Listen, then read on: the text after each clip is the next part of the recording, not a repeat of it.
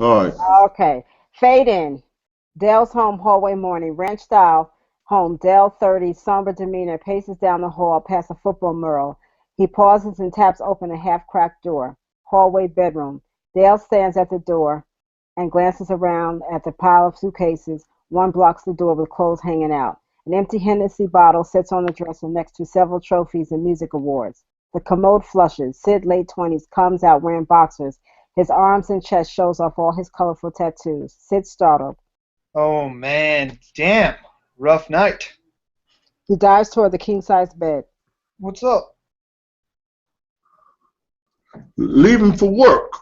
Sid begins to moan and groan. Okay, just close the door gently. Sid lies back on his stomach, waves goodbye to Dale. Old Dave is coming over for dinner tonight. Okay, man. Sid grabs a pillow and places it on top of his head. Dale gently slams the door, then suddenly Sid, Dale gently closes the door, then suddenly slams it shut. I don't know what that Ah! My head! is. Dale smirks and proceeds down the hall. Gino's music store, early morning. Displays of electric guitars, trumpets, woodwinds, and other instruments hang against a wood-paneled wall. Chase pounds on a five-piece drum set at the music to Buck Cherry filters through the store. His long hair swings from side to side as he moves to the music. Gino 30, heavyset with a visual rosemary tattoo on his left arm, stuffs a muffin in his mouth as he storms out the back. Chase, turn that shit down. Where the hell do you think you're at? A concert? Chase pauses for a moment, then proceeds to beat the drums again. Gino races over and shuts the music off. The silence catches Chase's attention. Problem? He's already deaf. You're making me nuts here. Chase makes a gesture with his head. There is someone outside. Gino grabs the keys and speeds towards the door. Gino peeks outside. Gino music store out front. Two young guys stand near a black box truck. One is dressed in a long shirt with the words affiliated across his chest. The other wears a stovepipe hat. As Gino lets them in, he takes a quick peek around outside. I told you not to pull up in the front. Why the hell you whispering? You don't want God to hear you? Come on, guys. You look. Look what? Chase calmly walks over and turns the music back up, not as loud. What's up, Chase? Chase gives a salute. Let's just get on with this. Both guys go out for a minute and come back through the door carrying instrument cases. Gino holds the door open. Gino's eyes stick to them. Both guys move quickly towards the right side of the store. No, the left. How many times do I have to tell you? Those go on the left side. Gino continues to look around in and outside the store. The guys go in again and get more cases. It's just the two of you? Do you see anyone else? Relax, Gino. The guys bring a few more instrument cases inside, fist pound Chase, and swagger past Gino out the door. Friday, Gino. Same time. Gino closes the door and locks it. School parking lot. Convertible sports car swings into a parking spot. Dell tugs his gym bag as he steps out. A tall, slender Justin rattles the fence near the parking lot as he tries to get Dell's attention. Where's Justin? Hey, Mr. Aries. Hey! Dell turns around and glances for a second. It's Justin from the Boulevard Center. Remember? Dell gives a quick wave and goes inside the school. Justin turns and walks away down the street. School hallway, moments later. Dell races towards the gym. A male teacher with the baby face, Tim Taylor, stops. Tim Taylor, 30, stops Dell before he enters. Bob's bob hairstyle swings towards his face. His thin frame glasses makes him look studious. Dale? Dell stops in his tracks. I know you're headed to your 8:30, but I want you to meet Tim Taylor, our new music teacher. He's Kalon's replacement. Tim reaches and gives Dell a firm handshake. Nice to meet you. Dale Harris, likewise. Dale is our physical education teacher and used to play college basketball. Sid Love, the singer, is your brother. Dale nods too and begins to take tiny steps towards the door. Okay, we'll catch up with you later. Okay. Dale pushes the door open and steps inside. Dale's home kitchen evening. Half empty plates of food and takeout containers for the table. Dale, Sid, and Debbie finish up dinner. Debbie picks up her white lab jacket from behind the chair. Oh, let me move this before I get something on it. Dale tosses the empty containers and plates and paper plates into the garbage. Come to swing with us tonight, Dee. Yeah, come. It will be fun. No, I have to work in the morning. Wait a second. Let me grab it. You're not going to believe what I ran into today. Sid runs out of the kitchen. Boulevard Community Center evening. Mixed-match plastic folding chairs are spread out around this corner of the gym. A small group of kids, ages 7 to 10 years old, grab their sheets from their music stands as they are dismissed. A few parents stand on the side nearby. Kellen Brown, youth director, mid-30s, wears a designer jacket and jeans, gives high fives to all the students as they pass by him. Good job today. Jesse, keep it up. Thank you, Mr. Brown. The kids smile and giggle as they exit. Kellen signals and walks towards Yuri, who stands guarding the door. I need you to do me a favor and take a few things by swings for me. Sure, Kellen. Dell home kitchen evening. Sid returns with his guitar. Dell and Debbie glance at each other. I know I have a band now and haven't played in a while, but I ran into Kellen as he's the manager of Ed Swings. He said I could come up and play with the band. Oh, cool, Sid. Tell all the more reason why you should come. I thought he worked at the center. Sid playfully swings the guitar around. Yeah, well, I guess he does both. You know, it takes more than one hustle today, bro. You guys don't hang out anymore? No. Dell throws the eating utensils in the sink. Oh, I hired a housekeeper to start next week. Waste of money we don't really need. My money. Debbie walks over and gives Dell a peck on the cheek. We have to get going. Make sure he doesn't overdo it. Oh, don't worry, I'm driving. I know why I've really invited. It's to be the designated driver of Sid Love. Well, I'm still waiting for you to give me a pair of those stirrups you'll be using. Oh, God, you're crazy. Keep waiting. Dell rolls his eyes and they all laugh. Boulevard Community Center. Moments later, a white car pulls up. Kellen lights a cigarette. Yuri steps out of the car. I got about 2 guys to help me. That's enough? It should be me. They're Yuri? not on that. They're not on that synthetic. Yuri hesitates. Man, I've been hearing things. yeah, they puff, but that's chemical stuff. Chemical shit. Grass, fed grass only. Kellen shakes his head. Well, you can come up with something like that. Come inside and get this stuff. Kellen turns around and points at Yuri. Don't make no stops. Go straight to the club. I'll be there soon. I'm serious. I gotcha. Yuri signals to the white car. He'll be right back. Dell's home den later. Dell sits back in the recliner chair, flips the television from one channel to another. He sits up. He picks up a pair of cleats by the chair. Flashback.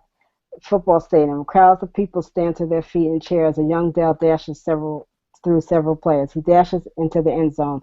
The crowd goes crazy. He slams the football down. We hear a touchdown. Back to present day. Dell grabs the remote to turn the TV off as he hears the cheers through the loudspeakers. He throws the cleats out at his sports shelf and drops his head back on the chair. Yuri's car, late evening. Yuri drives while the 2 friends, Hector and Ray, pass weed back and forth to each other. Hector guzzles down a bottle of beer and tosses it out the window. Don't do that, man. You can hit someone. You're paranoid, man. I don't want to get stopped. Ray begins to fidget. What's wrong with you? I have to piss. Hold it. We're almost at swings. Nah, man, pull over. I swear I'll piss all over your ride. Yuri continues to drive. Ray begins to pull on his pants. Okay, I'm pulling over. Hector laughs. He's crazy. Yuri pulls into the school near the playground. Ray hops out the car. School playground, moments later. Ray is pretty high and stumbles over towards the bushes. They watch him from inside the car. Hope nothing don't come out those bushes and grab you. I'll be ready. Ray comes out the bushes and turns around as he hears something drop to the ground. My piece. He pats himself down. You're emptying the hose. Let's go. Ray runs back towards the car and gets in. Okay. Now, all these pages real quick, I've changed them all. So that's really about it. Like you changed the whole thing? Basically, I did, yeah. I just changed it back to the original way I was going to write it. Well, I guess we'll just have to look at the revision one. Yeah. Do you mind if I go next? I have a lot of females, and I'd rather do it when you're here still in Sure, case. go ahead, yeah, baby. Yeah, Go ahead. go. Okay, cool. So it's in the teleplay, it's Module 6 setup, and it's the Last Supper. Okay, wait. And underneath I wrote out the parts. Surely you're all the female characters. Okay. So Yasmin, Aunt Polly, Esme, and Ada. Lucas, you're Thomas Shelby and Chief Campbell. Yeah. And Lorenzo, you're Uncle Charlie, Curly, John, Finn, and Winston Churchill. Wow. Look, I gotta write that down. Uncle Charlie, Curly, Curly, John.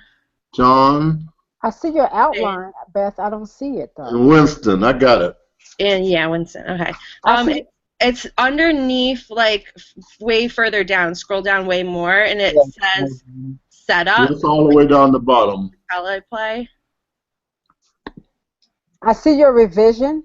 You Okay. said further down Further- from that? Yeah, further down from that. I don't see it. Anyone else have better way to describe it? No, if you go to the discussion board, like main page, and just roll down, it's going to be a thing like the third or Yes, fourth from up, Yeah, down, up. it's below all of ours. Yeah, Right. it's way down. It says setup. Like it really Yeah, doesn't say setup. pages. Go down a couple. I got it. Yeah. I got it. All right, you guys ready? Yep. Okay, exterior graveyard, dawn. The grass is tall, dewy, and overgrown in the spaces between the gravestones. The gravestones form crooked lines that rest on slanted hills. The sun has barely risen, and there is a thick fog floating in the chilled air. In the distance, there is a dirt path that comes out from the forest and leads down one of the far end hills of the graveyard.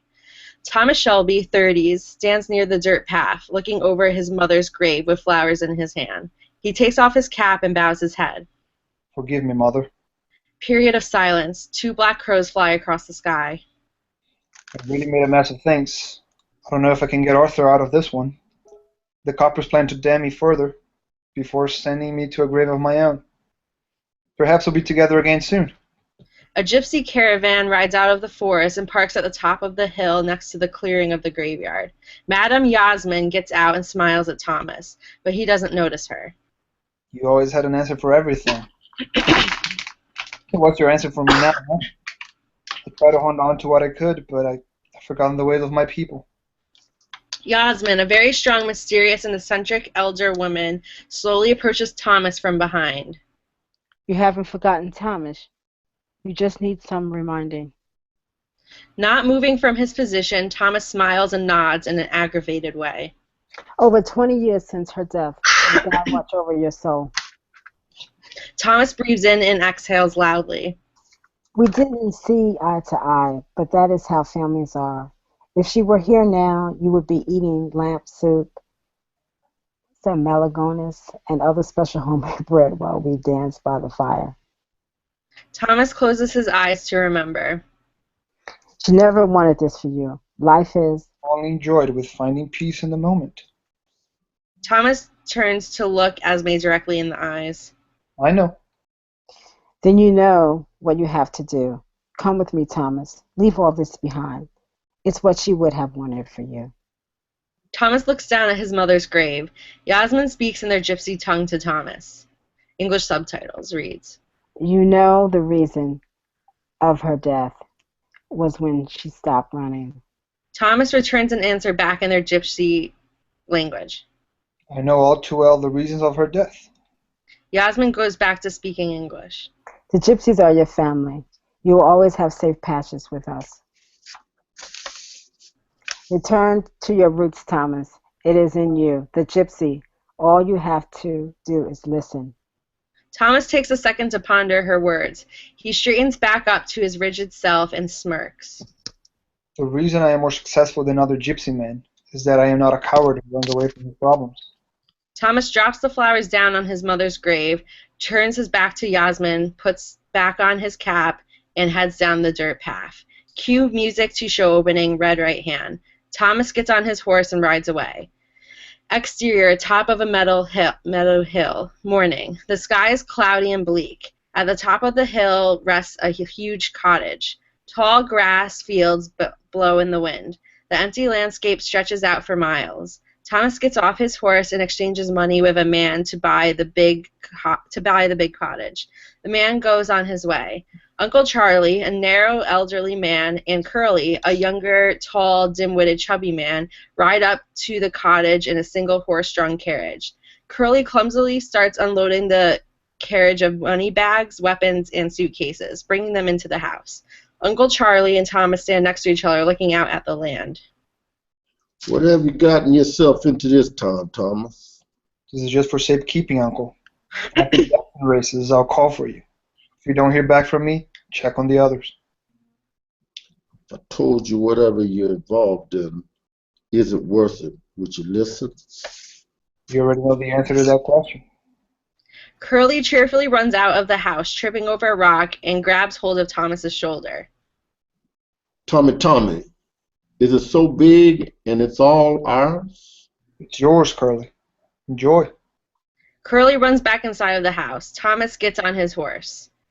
Be careful, Tommy. Remember to watch the eyes of the other. I will. Thomas rides off into the distance. Exterior London streets, morning. Thomas rides his horse back into town. The streets are dirty with people moving about, either working low-end jobs, carrying metal, or begging for change by the gutter. There is a clash between newly made cars and horses on owning dominance over the street. Recognizing power when they see it, all townspeople move out of the way to clear a path for Thomas when he rides through.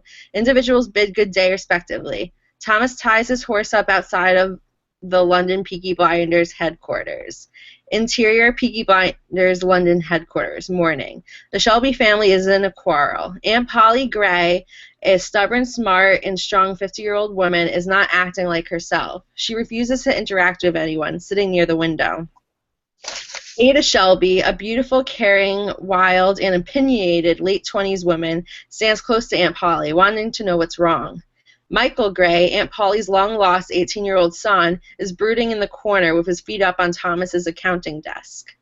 Finn Shelby, quiet 13-year-old kid brother to Thomas, stands guard at the door with a look of concern. John Shelby, well-built, tough, wise-cracking smartass who is a mid-20s veteran, is in a heated verbal and physical dispute with his wife.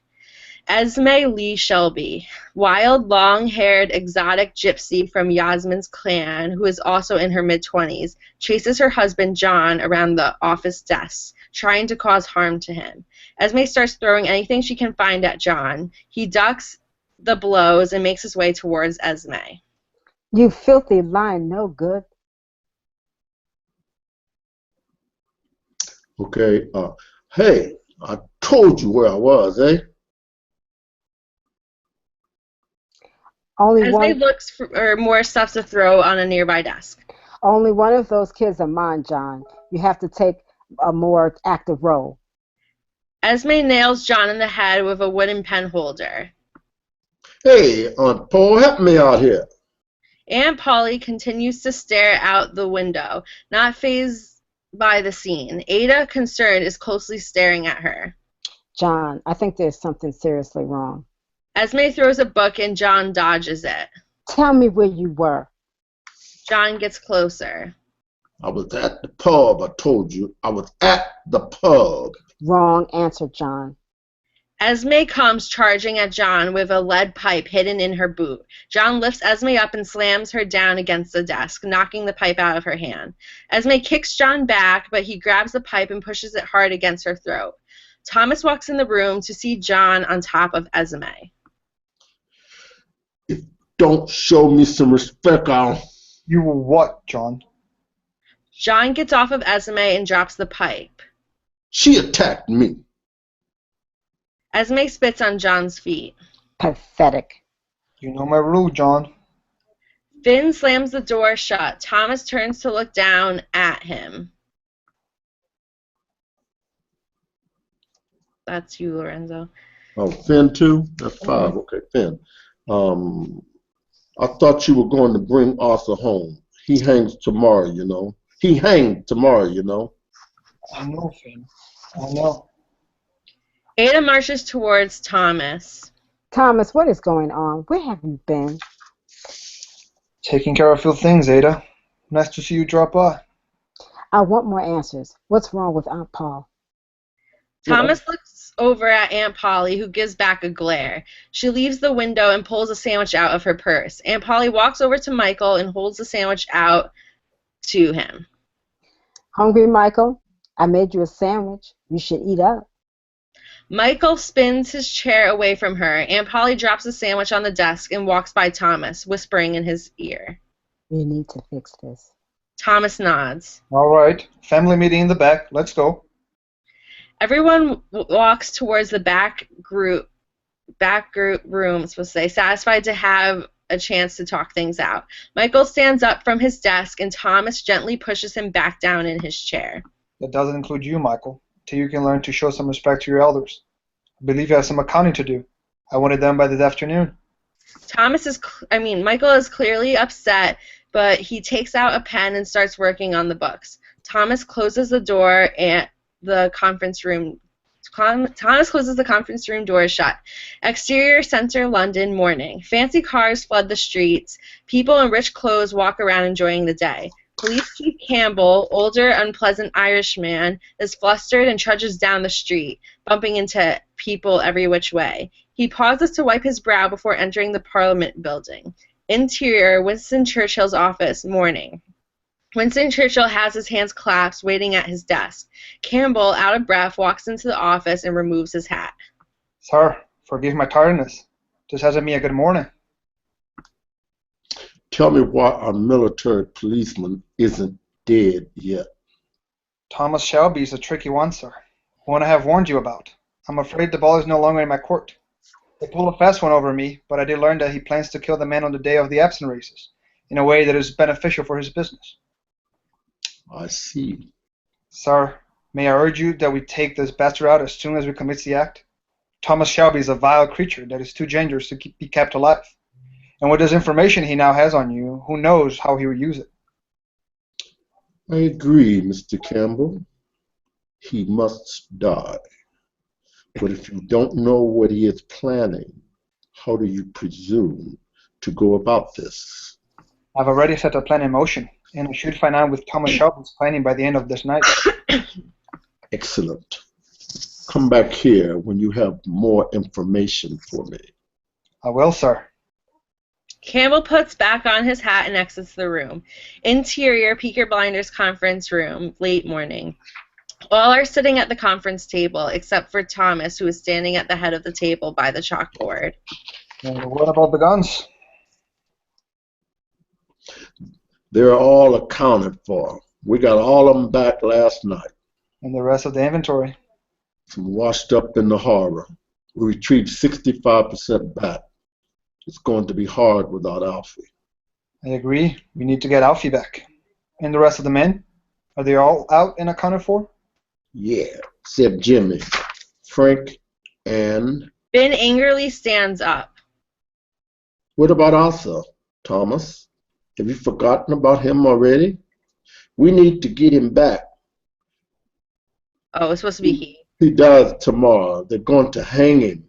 Sit down, Finn. Control your emotions or you can go back out of the kiddie table. Ada puts her arm around Finn and gently guides him back down in his chair. Thomas, I can get you more men. The Lee clan. Was on their way out the last time I checked. They'll come back if I ask them to. All right. Lorenzo? John. Oh, we should get more We should get more men than that. We'll need it at the Epsom races tomorrow. What do you propose? Put word out on the street. Hire new recruits as a distraction for the coppers. You're in charge of that then. Now, for Arthur's freedom, we need the police. Alfie and his men to go back on what they saw. Find anything, John. No, no, no. The trail runs cold. I could maybe poke around. Some women I know have husbands who are policemen. Good. Thank you, Ada. Well, everyone, let's get to it. I have a Jewish man to see. Everyone walks out of the conference room together. Michael looks up from his desk, curious to what went on in there. Before fully exiting the conference room, Aunt Polly pulls Thomas aside by the doors. Tommy, this business, this life, it isn't good for Michael. It's changed him. You need to do something about it. Get him to leave. I'll handle this later, Aunt Paul. I promise. Aunt Polly doesn't look pleased, but she doesn't press the matter. As Thomas walks by Michael, he taps the desk, pointing back at him. We're having a talk later, you and I. Get those numbers done. Michael nods. Okay. Next. I don't think that you need to give the description of the... Because in theory, you're writing an episode that's already like season 2, episode 5. And I know why you're doing it, but if you're actually going to use the... Like, you should probably take those out. Yeah, that's what I was like debating about. I was going to just see what Matt said, but I just put them in for now. And because like if you're introducing a new character, then yes, you should give them a better description. But like Aunt Polly and Finn and all of those, we already at this point, whoever is reading it would be able to see. Yeah.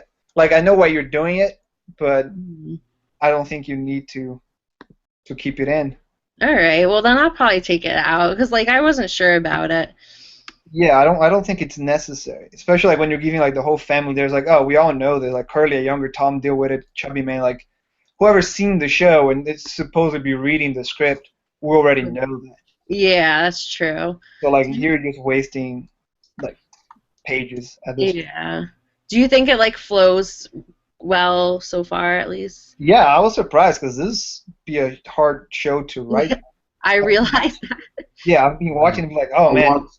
I watched some episodes. I was like, yeah, you're taking off. It's great what you're doing because it's really good for, as I stated, your big project. It's, Yeah. you know, it's a good preparatory exercise. Thanks. I think the hardest part was just finding where I could even place a spec because they're all so together each Yeah, episode. that's the problem with shows like this and like Dexter or like Breaking Bad and Justified. It's because like, they're so 13 episodes already tight enough. Mm-hmm. So like 6 is even more tight. Yeah. I think that at least what you've been doing is like you got the family dynamics, like their family discussion here. It's so good because it's very much like the show. So like you're getting the characters' voices, which I think would probably be the hard part. Yeah. I don't know if in the script they have because like they speak with very like distinct like dialect. Yeah. Or words. Sometimes when I watched the show, there was like I have no clue what they're just talked about because like they're speaking like some old Birmingham accent. Mm-hmm. So I don't know if you read any of if you can find any of their like episodes online. Yeah, that's a good idea. Because I don't know if like they use this type of English or if they use. I think I watched an interview and they said they're copying how Americans do TV because even with period pieces, Americans still make it kind of understandable for people in our like generation to understand our time period. So like that's what they were trying to do in the show. Yeah, I was just curious, Bethany. I was just curious. Did you have to do a lot of research to get that feel? Because when I watched the 3 episodes I watched, I just wondered if you had to do some historical type research, or did you just? I did a little bit of historical research, but I've always kind of been obsessed with England, so I already knew a lot about the time period and everything. And I've already watched the entire series, and I just kind of rewatched episodes to figure stuff out. Mm-hmm. Yeah, I'm gonna watch. I'm gonna watch some more episodes. I kind of got hooked on it. What are I'm you going. I like the show. What are you up to? Hmm? What episode are you up? Three, three. Oh, three. Okay, cool. I haven't watched it, but now that you're going to do it, Beth, I'm going to check it out so I can follow it more and give you All better right, feedback. cool. Yeah, I'm doing the second season right now for this. Second season. All right, so should we do Lucas's? Yeah, another thing I will say is you have here like Yasmin speaks in their gypsy tongue to Thomas. You should just take that out, and whenever you write Yasmin, instead of putting English subtitles reads, you should just put like in gypsy. Oh, that's a good. Because like the show already knows how they do it. So Mhm. if you're writing, because it looks just weird reading it English subtitles reads. Oh yeah, you're right. Okay. Or like in gypsy language, you know the reasons, and then Thomas like you don't need to even write Thomas returns an answer in gypsy. Just put again like in gypsy. I know all too well the reason of your death, and then Yasmin can just start without the parentheses, and we already know it's in English. Okay, yeah, that's a good idea. I'll Yeah, I do don't that. think it's necessary for you to do the way you did it. It just reads. Yeah, it was just the first time I'm like, I don't know how much of explaining I need to do with this at all. No, because I feel like if you put it, that's even if it was like Italian, like because like there was Italians in the show. Hmm. If you put like in Italian and just write it in English, we know they're going to be subtitles. Yeah, you're right. You're right. All right. Well, thanks, guys. Okay. So, Lorenzo? Lucas. Lucas? Okay, let me open mine and see who I need to cast for what. why is it not switching between people? Like, I don't. Mine? Before it was. Yours is? Yeah, my Yeah, job. it's switching between. Okay, mine just Mhm. isn't. It's kind of weird. Oh well. Depends on who's talking. Yeah, mine it doesn't. I just like clicked on different people's faces because I don't want to keep seeing mine. Okay. Let me see who's gonna do what. I just need to see how far this one goes. Um,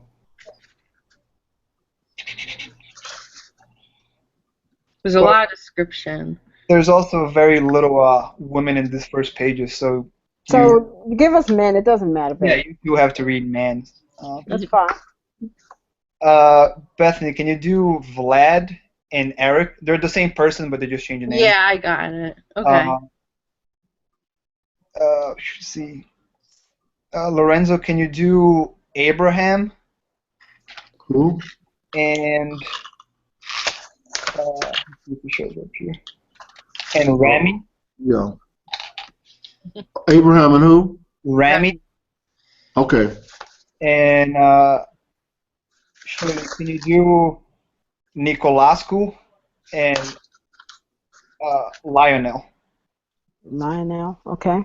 And the first kid Nicolascu. And then I'll read the man number 5 there. And the first who? Nico, you will see. You're going to be the first person to talk in the script. Okay.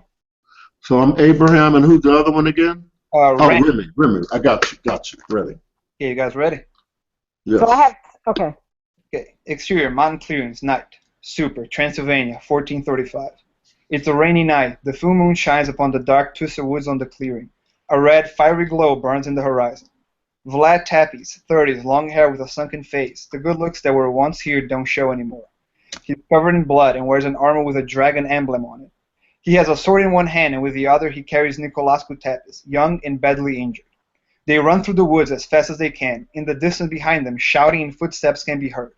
Nicolascu drops. Vlad stops to help him. I'm scared. Easy, son. Death is nothing but a gift. What about Mom and Misha? I failed them and the rest of the country. 5 men come through the trees, heavily armored in Ottoman metal. They circle around Vlad and Nicolascu, spears pointed at them.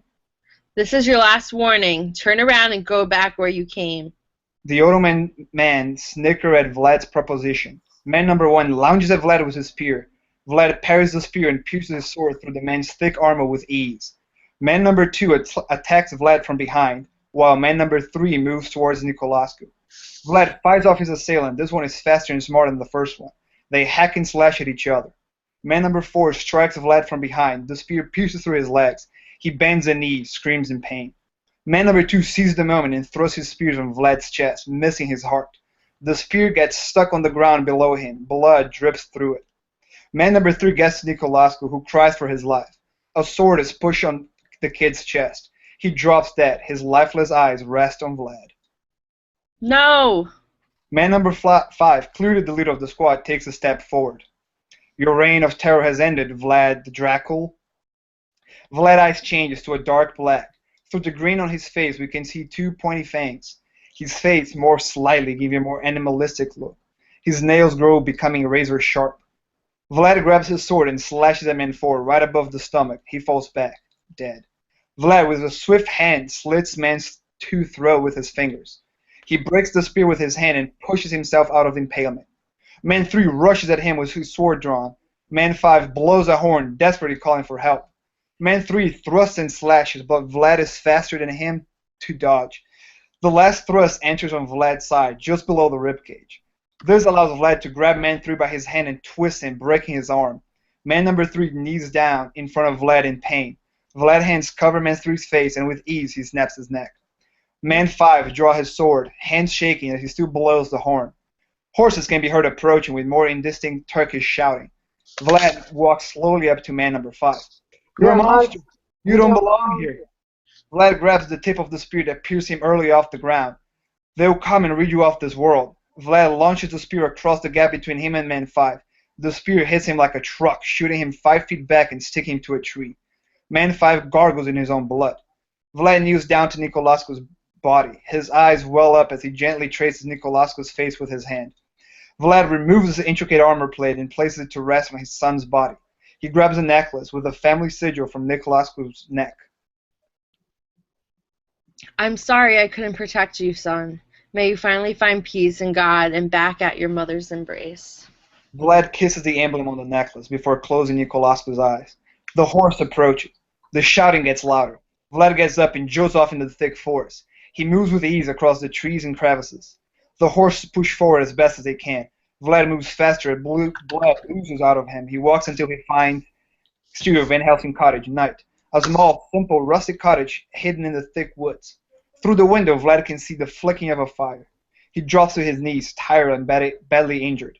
He puts his hand on his peer's side. It comes back bloody. He gets up and drags himself to the front door. He pushes it open. There are people inside already. Lady Van Helsing and her 2 infant children. One of them cries loudly as Lady Van Helsing patches a cut on her hand. There's blood everywhere. They stare at Vlad in shock and fear. Vlad's eyes widen and turn dark black at the sight of the blood. The fangs protrude from his mouth once again. He closes his eye, trying to shake the feeling off. Exterior woods, night. Abraham Van Helsing, first, 40s, a burly man with soft features, carries a dead animal on his back. Next to him is Lionel Van Helsing, 15, smaller than his father, but has seen many winters as well. Your mother would be proud of you. Your first kill.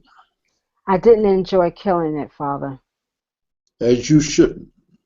We're doing it to survive. This deer will keep your brothers alive during this terrible war. A woman's scream echoes through the woods. Abraham looks in the direction of the scream. Matilda! He drops the deer from his back and runs. Lionel follows him. They run until they get to their cottage. Abraham draws his sword. Lionel readies his hunting bow. They enter. Interior, Van Helsing Cottage, night. The door swings open to reveal a turned upside-down cottage. Furniture and decorations shatter everywhere. There was a fighting here. There's blood on the floor as well. Vlad stands in the middle of the cottage. He holds Lady Van Helsing in his arms. She's dead. Blood covers her own clean dress. Vlad is covered in blood. What did you do to my beloved? Vlad looks up, realizes how this looks. He puts Lady Van Helsing on the floor and raises his hand. I didn't do any of this. There was a monster in here.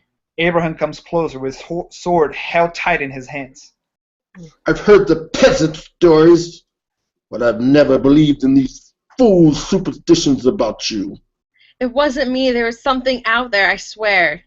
Abraham slashes fast, cutting across Vlad's chest. The cut forces Vlad's necklace to fly off its chain. Are you mad? Abraham attacks Vlad, who dodges as best as he can, but Abraham is a skilled fighter. It's almost a dance. Abraham fights with blind vengeance, which opens a space for Vlad to counter it. Vlad uses Abraham's own momentum to disarm him and bring him down. He holds the sword to Abraham's chest, who lays on the floor. I understand how you feel, but I swear I didn't. Whoosh! An arrow pierces Vlad on the chest, just to the right of his heart, forcing him to drop his sword. He turns around to see Lionel holding the bow, his hands shaking. Are you not listening to me? Abraham grabs the sword from the floor and stabs Vlad in the leg with it. He limps backwards in pain. He grunts. Shoot him again! Shoot him! Son, shoot him! Vlad looks up to Lionel, who stares back, frozen, not being able to react. Vlad hisses at them and he transforms into a bat and flies away. Lionel rushes to his dad's side on the floor. I'm sorry, Father. I couldn't do it. I couldn't kill another man. That's no man, son. Exterior, Transylvania country, night. A bat flies up above, silhouetted by the moon. Fire rages down below as the Ottoman army burns down the houses around the castle up the mountain. The bat flies out on the opposite direction. Exterior, Van Helsing cottage, night. Abraham and Lionel stand with shovels in front of 3 recent dug graves. Abraham spikes the last cross in the metal grave. This is a sign from God, son. A sign for what? Our destiny. We will hunt that monster down and avenge your mother. We'll hunt him for all eternity. Opening credits. This is a montage of Vlad through the ages and the Van Helsings pursuing him. 1500s. Dracula seeks refuge in a Buddhist monastery. He learns the art of meditation. 1500s. Abraham Van Helsing II finds Dracula living in a Hindi priest. They fight. Dracula flees. 1620. Dracula is aboard the Mayflower. He gets seasick. 1880s. The newspapers are calling for Jack the Ripper's head, where victims are getting their blood drained. Abraham Van Helsing VII hunts Dracula out.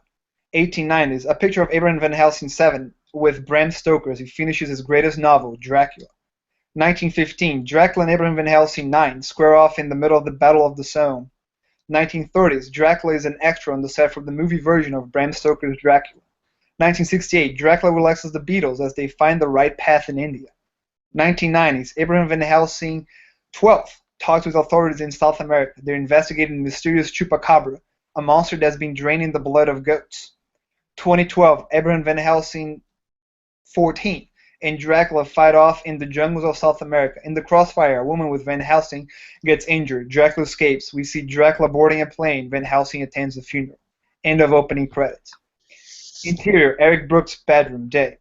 An alarm goes off. The clock flashes 7:30 a.m. A hand smashes the snooze button. The room is large and very organized. The decoration ranges from classical to modern themes. It's a mash of time periods. Interior, Eric Brooks' bathroom, day.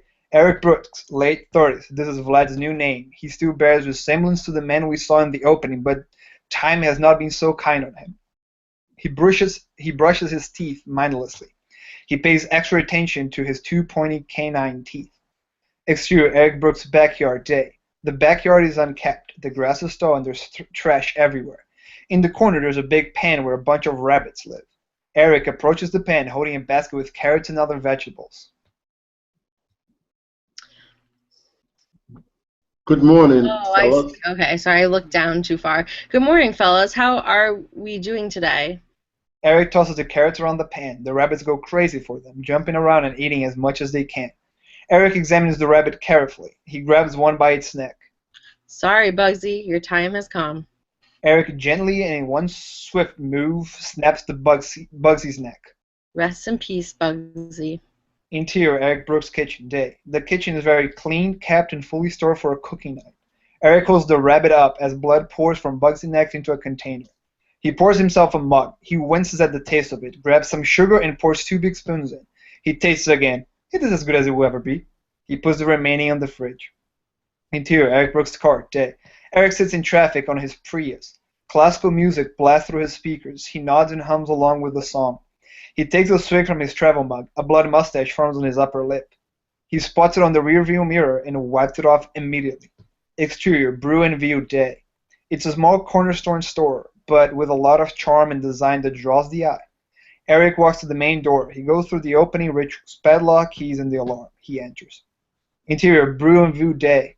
He turns on the lights to reveal rows and rows of DVDs going all the way to the back of the store. Posters and cardboard cutouts adorn the walls. To the side, a big coffee bar stretched against the wall. All the names of the drinks are based out of actors, movies, and characters. He goes to the back to his office. It is very bare, with the exception of a Frankenstein replica statue. He sits on his chair. Interior, Eric's office, day, later. Eric sits and stares out the small window in his office. There is a knock on the door. Come in. The door swings open to reveal Remy, 21, an African-American with a big heart and crazy ideas. Yo, Big D, what's up? Remy, what you doing in here? Your shift doesn't start for another 3 hours. I got bored at home. Besides, Remy produces a fat joint from his pocket and smiles. I can't smoke now. I'm at work. Is that from your personal collection? first one of the season. All right. Close the door. Interior, Eric's office, day, later. Giggles. Smoke creates a haze over the room. The two men sit across each other, the joint almost to its end. I call bullshit on that one. Why? Because it's ridiculous. You shot me a couple of times and nothing happened. Why? It's so hard to believe that I was in Heinsberg. I don't know. Isn't fire one of your weaknesses or something like that? It's just fire. I'm sure I read somewhere that vampires can't handle fire very well. You read on a book about vampires that weed is fucking you up. They both laugh. Eric checks his watch. You're a weird one. Why? You know the precise time of day she comes to the store. Eric gets up. He sprays some cologne around him to masquerade the smell of weed. She's one of the best customers we have. Eric heads to the door. Whatever makes you sleep at night, man. Eric exits. Yay. That was Great. good. Like I wrote, I was having a problem with the story. I liked the story, but but you flushed it all out, and it's just working. Thank you. Yeah. Yeah. The problems that I had, it's working. I like that Elizabetha thing. I wrote to you what I thought on that. Yeah. It puts a challenge there, but it's a great challenge because when it happens, when you build up to it, when it happens, it's going to be awesome. Yes. I just think that you have a lot of good detail here. Like, I have a clear visual of everything in my head when I read it, so that's really good. I'm just wondering, I don't know if you need to do this at all, but just from being in Elisa's class, I also had in my screenplay like kind of a beginning part that was earlier in time, and then you jump back to like forward. Yeah. And she had a lot of problems with my beginning part, saying that it was too long and that a beginning should be more than a few pages. So I don't know if you can condense it at all, or if it even needs to be condensed, but I just like remember something that she always drilled into my head about like beginnings. Okay. And the other thing that I had, you know how you do the Lord of the Ring thing, with I call it the Lord of the Rings, with the montage. Yes. I was just, kind of curious about the placement of it, but we could talk about that later. This is not the right time to talk about that. It's good.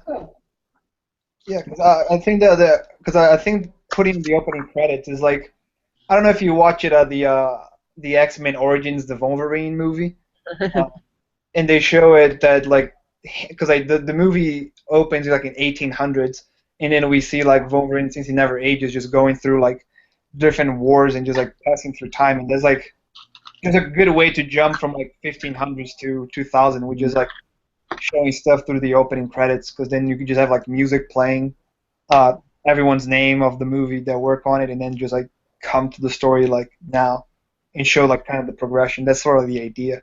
No, I get that. That's what I figured when I was reading it. Maybe add that music is playing would give a better idea of it. I don't know.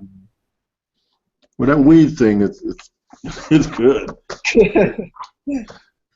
Anyway. Yeah, I like the bunny like becoming like his coffee in the morning, and he had sugar. That's funny.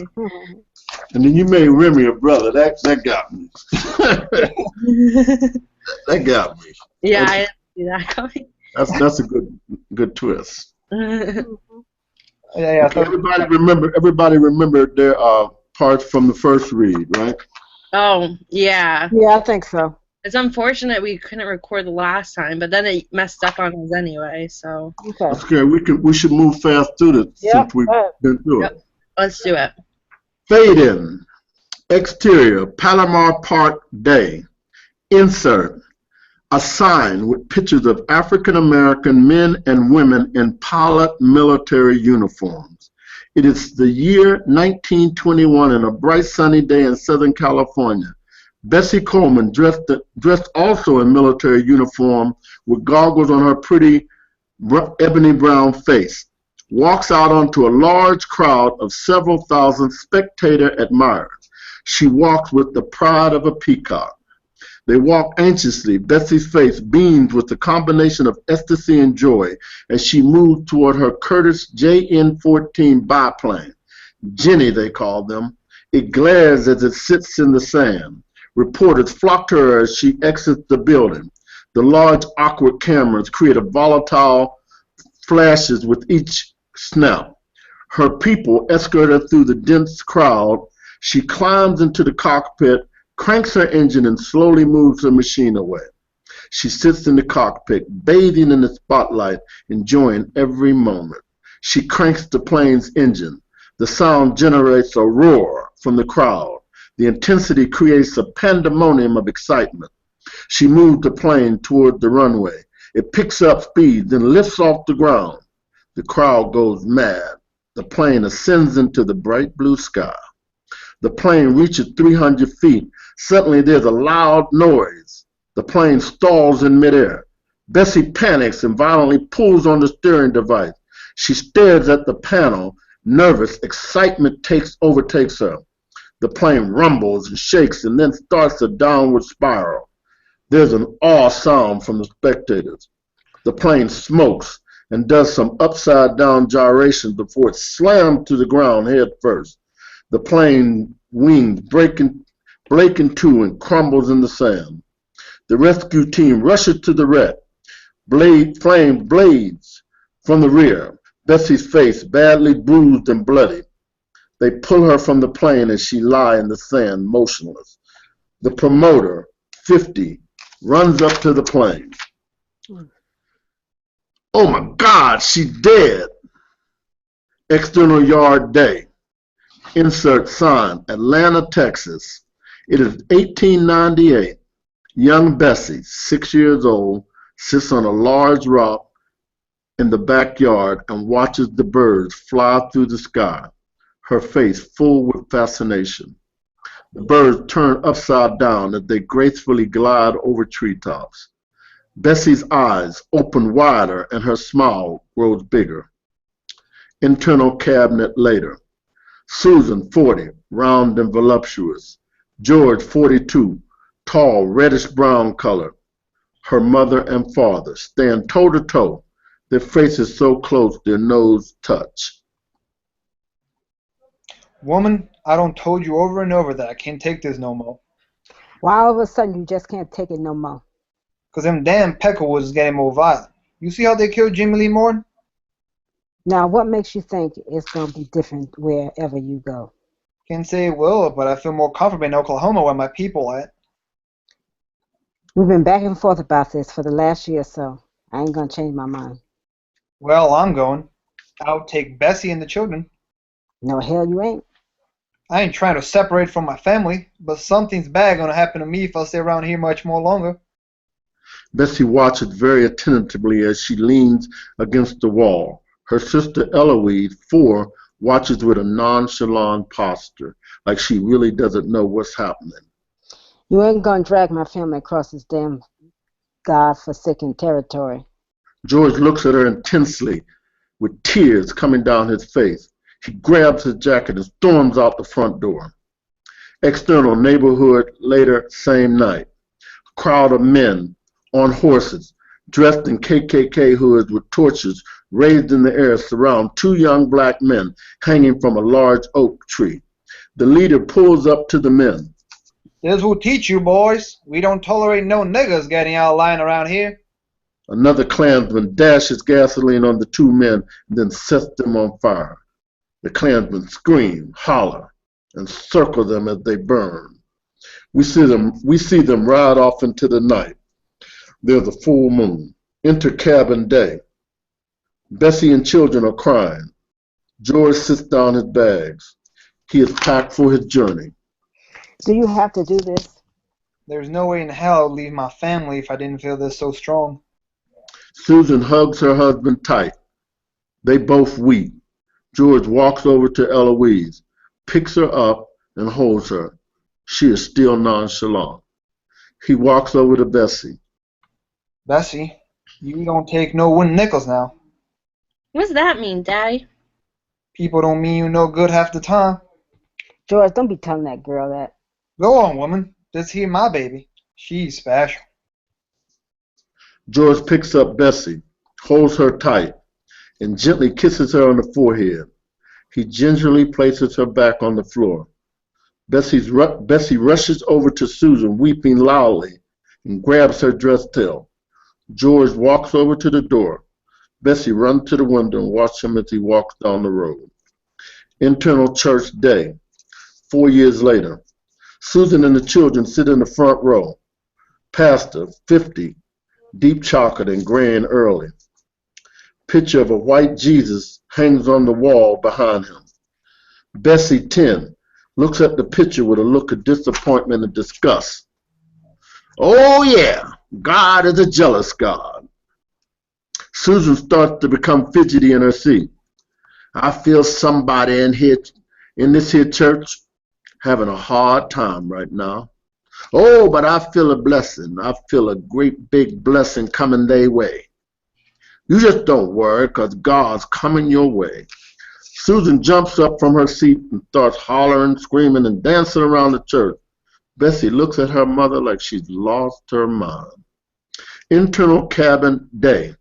Bessie and Eloise sits on the floor reading Uncle Tom's Cabin. We see a picture of Harriet Tubman and Sojourner Truth on the wall. Bessie strolls through pages. Flashback. Bessie watches an older black man sucks up to a white man at the corner store. He is behaving in a despicable manner. We see little Bessie's disturbed face. That's a damn shame. That old fool. If that ain't Tommen, what is? Kissing ass? What's Tommen, Mama? Never you mind. Back to present. Bessie throws down the book. What's wrong? I ain't never gonna be no Uncle Tom. I'm gonna make colored people proud of me one day. You just watch and see. Eloise looks puzzled. External, in front of cabin, day. Bessie and Susan load luggage onto the back of the buggy. The old mare snorts and kicks. Whoa, Josie. We ready to go? Got to get that school safely now. The other children watch from the small front porch. Y'all be good now. I'll be back in a couple of days. Bessie and Susan wave and ride away. Montage. Bessie and the schoolmaster talking. She bows her head. Bessie leaves school with an entire band following her down the road. Bessie and the band party on her front lawn. Bessie dresses in rags as she washes, dries, and irons white folks' clothes. Bessie sits on a large rock in the backyard. She sees the birds flying over the treetops. She smiles. She starts to dream. We see her dressed to the nines, sitting in front of a fine car, sitting in a fine car, then standing in front of a big, pretty house. Bessie comes out of her trance and back to reality. She slowly walks back inside. External, internal, overseer mansion, night. It is 1914, and Bessie is now 23 years old. She's carrying a large basket of clothes. She passed some huge white pillars, walks up the steps to the upper porch, plops the basket on the ground, and rings the doorbell. No one answers, so she starts back down the steps. The door opens. Richard Huckabee, 39, the drunken eldest son of the plantation boss. Ha! Bessie, bring them clothes on in. Come on now. Bessie walks back up the steps and brings the clothes inside. Miss Sue ain't here? He slightly staggers. I'll just leave them here in the front room. That's what Miss Sue usually have me do. Well, I ain't her, and I want you to put them back here in this kitchen. That's all right. I'll just leave them here. Bessie starts for the door. What'd I say, nigga? I want you to put them back here. Bessie pauses. We see the intensity in Huckabee's eyes. Bessie slowly picks up the basket and walks it into the back room. She starts for the door. Huckabee slams the door in front of her and stands there. Bessie runs toward the door. Huckabee grabs her. They struggle. He slams her against the wall. She punches him and fights with all her might. He throws her to the ground. He jumps on top of her. She rolls over and gets away. She runs from the door again. He grabs her before she can open it. Nigga, you might as well give in. I'm just gonna overpower your ass sooner or later. I ain't gonna do no such a thing. Huckabee charges her, slams her against the wall again, and rips the top of her dress completely off. Her breasts are exposed. She grabs her top and tries to cover herself. He charges her again and starts following her. She sees a pot on the table. She reaches for it and hits him across his chest. He grabs the pot, throws it away, and throws her on the ground. He jumps on her. She keeps kicking, screaming, scratching, biting. The door opens. It is Miss Sue, 60, tall, blonde, stately. Richard, what are you doing? Get off, damn it. Have you lost your mind? That goddamn liquor driving you crazy.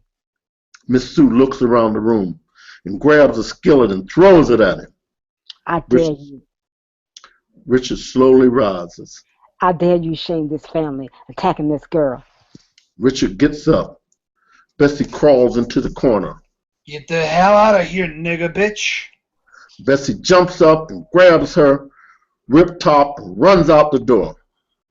Miss Sue stares at Richard with a glare that could kill. You disgusting bastard. She storms out the room. Internal cabin later. Bessie lays on Susan's lap, crying her heart out.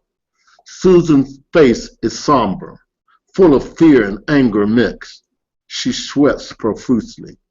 She softly pushes Bessie away and walks over to the window, punches the wall, stammers across the room, turns to Bessie crying. It's time for you to go. I'll wire your brother in Chicago tomorrow. I'm not if not, your mama gonna be in the penitentiary. But how are you gonna make it without my help? Don't worry about me. I've been making it all this time. I won't go. I won't leave y'all here alone. What I say, damn it. You know I can't stop that bastard from trying to abuse you again. You're getting the hell out of here before I have to kill that son of a bitch. I'm gonna pray to the Lord for a restraint. I can't do this if you're here. Bessie hugs her mother and they weep. External train station day. Bessie dresses in her Sunday best. She looks like a classy, sophisticated lady. Her long dress and beautiful hat fits her great. They are baby blue with dark blue trimmings. Bessie, Susan and Eloise hug. Bessie, Susan and Eloise hug. Up comes Miss Sue. She walks up to them. I'm so sorry about what happened. My mama told me you were leaving, and I just wanted to see you off. She hands Bessie an envelope. Just a little something to help you out. Thank you, Miss Sue. If it hadn't been for you showing up when you did, no telling what might have happened. The Lord was there with us. Well, I better go now. You take care of yourself.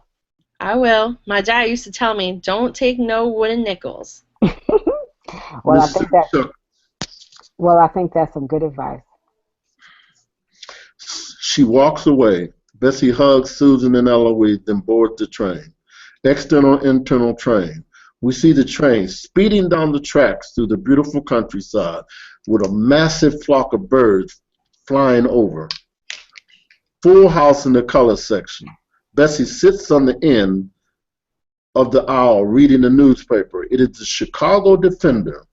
On the front page is a picture of the owner, editor, Robert Singstack Abbott. Internal train continues. Last stop, Chicago, Illinois. All passengers must leave train. Bessie steps off the train. Walter Coleman, her older brother, 35, a tall and slender, rather distinguished in appearance, walks towards her. Bessie runs and hugs him. Willie Mae Coleman, 34, his loud mouth wide, walks up. Bessie looks at her. She looks back at Bessie. So this is Bessie. Your brother was talking about his little sister Bessie. Well, nice to meet you too. Who's Walter? Bessie, this is my wife, Willie Mae. It is my pleasure to meet you, Willie Mae. Let's get them bags and get out of here. I hate this goddamn train station. You hungry, girl? Starving. Well, let's get you your first Chicago home cooking. That's all right by me. They mount the horse and buggy, waiting for them, throw her bags in the back, and ride away. Bessie snugs by her big brother. Willie Mae gawks at Bessie with jealousy written all over her face. Oh, we did it. Good. So, give me some feedback, folks. What did you say? Give me some feedback, folks. Let's repeat what we said before. I know, I'm trying to remember what before. Someone else go first so I can read this over for a second. Lorenzo, the montage is supposed to be like a couple of years, right? That we're seeing. Yeah. I would say it's a little bit confusing. The time passage there. At least for me, it would be easier. But then again, that's me per se. It'd be easier if it was broken down. Either like we got her age written there, like Bessie, like 10. And the schoolmaster talking, and Bessie, 12, leaves school. Oh, that's a good idea. So like we kind of get because like it looks here was just like a day at the school, and then it cuts to like 1914, and it's being at least what? Because like last time that we see her age is like 10, so it's being like 13 years that the montage is supposed to cover, and I didn't get that until like. It said, oh, it's 1914 and Bessie's now 23. So either, if the montage is supposed to be relevant for the story, I would say give us like either like the year on it or her age. Right. Otherwise, just cut straight to the overseer mansion. Yeah, what we might do is just, what Matt and I decided to do is just, we're leaving that there. But we're probably going to end up using it as flashbacks, and it won't be stacked up together like that. Yeah, I think the flashbacks would be good.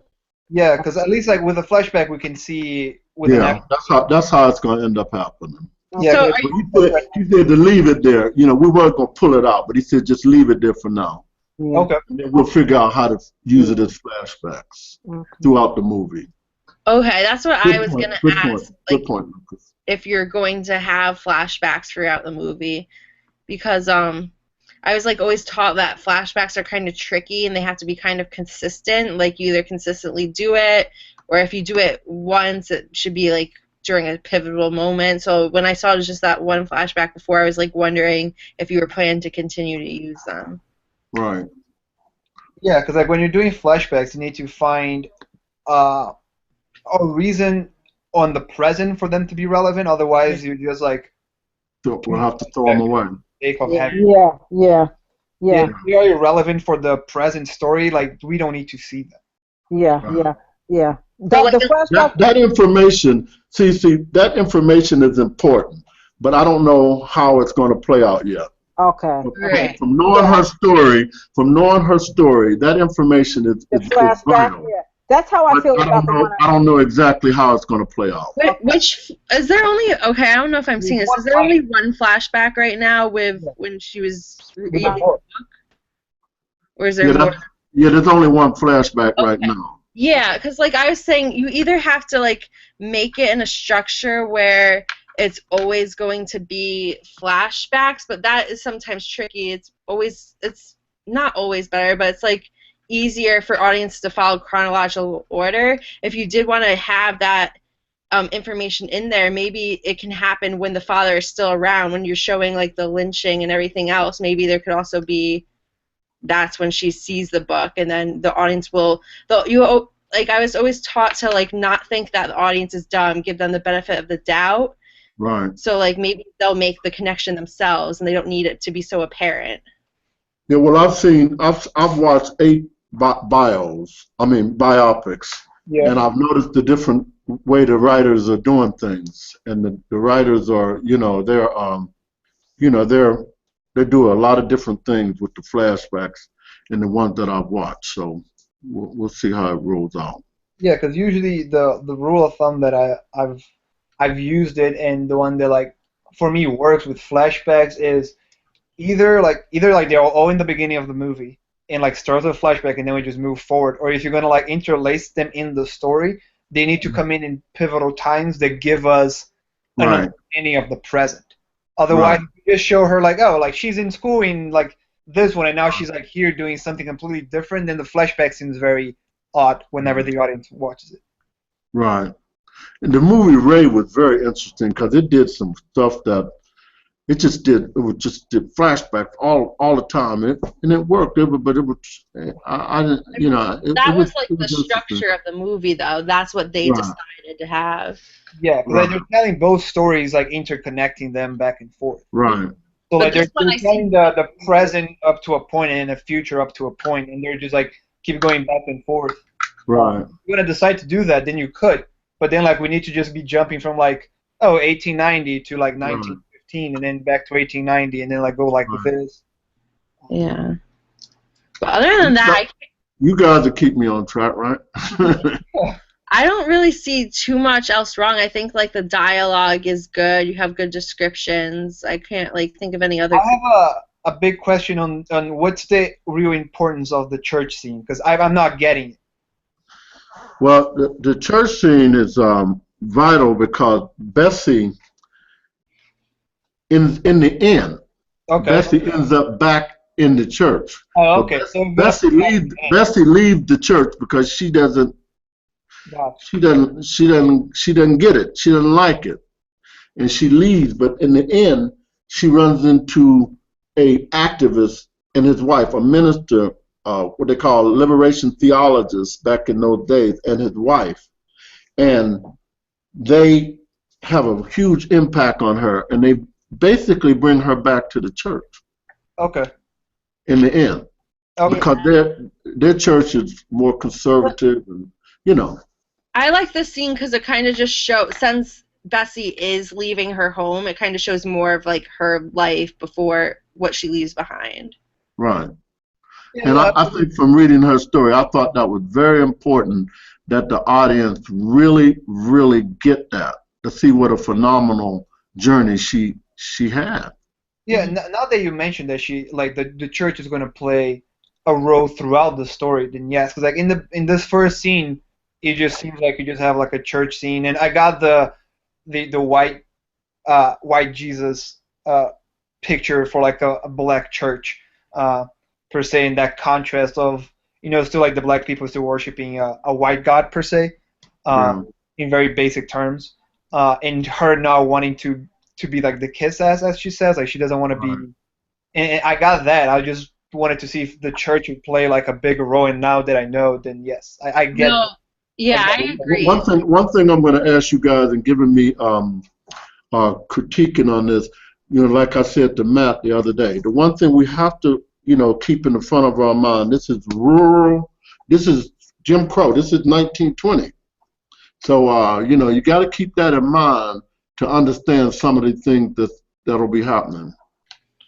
Do you say 19? Oh, there you do. Okay, at the beginning, I was wondering where. 1898 when she's 6, but when she hits Chicago, it's 1915. Or it's 1915 when she hits Chicago. Yeah, 1915. Yeah. Because Okay, she so it's a little bit before 1914. the 20s. She was that was the year before she when the incident happened at the mansion, that was the year before. Mhm. You know, she Goes to Chicago. she went to Chicago. Yeah, I So, appreciate it. okay, so they're in Texas? Yes. Yeah, they're in I didn't know Atlanta, Texas, which is rural Texas. Okay. See that's important. That's why I put that scene in there, the KKK scene, Yeah. because at that time it was a big problem. Yeah. Yeah. That's when the Urban League and the NACP was born, because it was such a huge problem with all that, Yeah. and it was just a huge problem. So No, yeah, that's I know the history pretty well. I'm good with history. yeah. All right, well, this is good. So I guess I'll just put it on the YouTube and then put the link up on Blackboard. I'm not sure where he wants us to post these links. I could do it in your guys' section since there's more I there. don't know how Robin did. I think apparently she posted up. I haven't seen it. Yeah, well, that's what I mean. I'm not usually in the film section, but like I'll just post it in the film section. as Okay. well. Hey, Lucas, what I'll do with those cut tools and things, I'll just keep a copy for myself. Oh And yeah. then I'll post the one I post. I'll take them out. No, yeah, no. It's like now I understand your process. You know, It's- the dissolved. That helps me. Yes, if See it's my the move. process of writing, then that's fine. Like Right. I thought that like you always would keep it forever, and I was like you don't need it unless it's supposed to be something like like in 2001 when the bone spins and it becomes like the spaceship, because Right. then cut is connected to the story, is a jump in time. Then yes, it makes sense. Like the bone dissolves into a spaceship, but like if you're just cutting from scene to scene, then it's just too much. Well, I noticed the older movies. That's how they used to do it. But I've been reading some scripts recently, and they don't. Yeah, Mm. if it helps you, They're out. They're out. yeah, then go with it. I just noticed at the top after the promoter, it says exterior yard day. I think you're supposed to have just the period next to exterior and not the dash. Okay. But you do it for everything else with the Oh no, with every time you do exterior you put a dash, but it's supposed to be the same thing as interior. It just has a period. It's just a period, not the dash first. Yeah. You're right. That's an error. Okay. All right. So are we just gonna talk on email to figure out the next time for next week, I guess? Yeah. I mean, this is a good time for me. This is a good time for me. I could even maybe do a half hour earlier to an hour earlier. Like it's the morning here and I work late up into the night on Friday, so I can't wake up terribly early or I'll just never have sleep. But Yeah, this one on Saturdays is always easier for me too. okay, so then let's just keep it in the afternoon for you guys Saturday, but maybe varying between what time is it for you over there? Right now it's 4:30. Well, when did we 4:36 right now. When did we start? We started at 2:30 for you. So like I think I could go even earlier, like 1:30 some days or like 2, but I don't see it going in the 12s for me because it's my only day I can sleep. You make the call on that because Yeah, you're the one that has. fitting in. Yeah, you make the call on that. And we'll Okay. we'll work it out. Thanks. Yeah, my internship, I have to be there at 9 a.m. It's an hour drive to get there. It's only 10 minutes away from where I live, but it takes an hour because the highways are crazy. And then I am there from 9 to 6:30, and then I have like a 20-minute drive back home, and then I do homework. So I don't do homework till late in the night every day. Okay. I'm going to be watching Peaky Blinders, and I also told Matt that I've watched the Arrow too, Lucas, Oh, and I got kind yeah. of hooked on that one too. So, I found 2 shows, that I didn't know anything about. So I'm kind of like watching both of them. So Yeah. that's a good I thing. started watching Peaky Blinders, but if I'm gonna give her feedback, I need to understand the show. No, yeah, I appreciate you guys watching it. Matt, the instructor, did it too, so that's like really helpful that you actually know like the world and the I characters. have to watch it to follow you, and I have to watch it to follow him. Because I was like lost, and I said, let me go in here and start watching these so I can, get that feel. Yeah. Get those characters down, Mhm. stories down. So that's good. All right. Well, I'm I gonna. appreciate you guys and Lucas. You know, I like how fast paced that is, and I got it. You know, what I was dealing with, you fleshed it out beautifully. And Bethany, you know, I love your writing. You know that. So I mean, you know, you do some remarkable stuff. So Oh, I was really excited to read for yours because I've been watching and I love the accent that they do. That's why whenever I had to read for Chief Campbell, I was like, yes, I can do the same No, thing you that did a does. good Irish accent. I cannot do Irish accent. I can only do it because I'm copying Sam Neill because he talks like this, or Yeah. tell me. hey, Lucas, you did pretty good getting that accent down. Yeah, you're good with Southern accents also. I'm bad at Southern. Yeah, you did pretty well getting that accent down. So I was like, yeah, that's.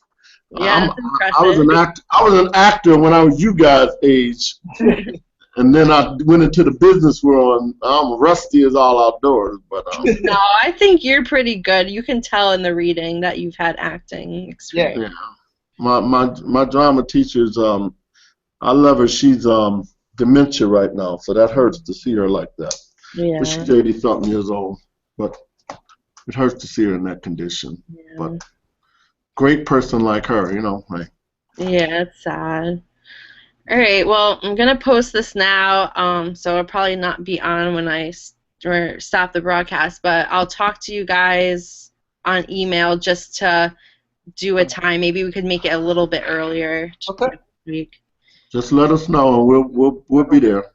All right, and Lucas, I'm gonna message you information about the internship and just explain it to you. I don't know what your plans are, but just to show you about it.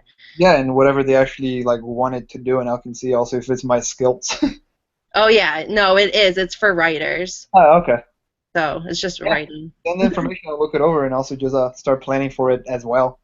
Okay, yeah. All right. Well, see you guys Yeah, later. good luck in California. Take care.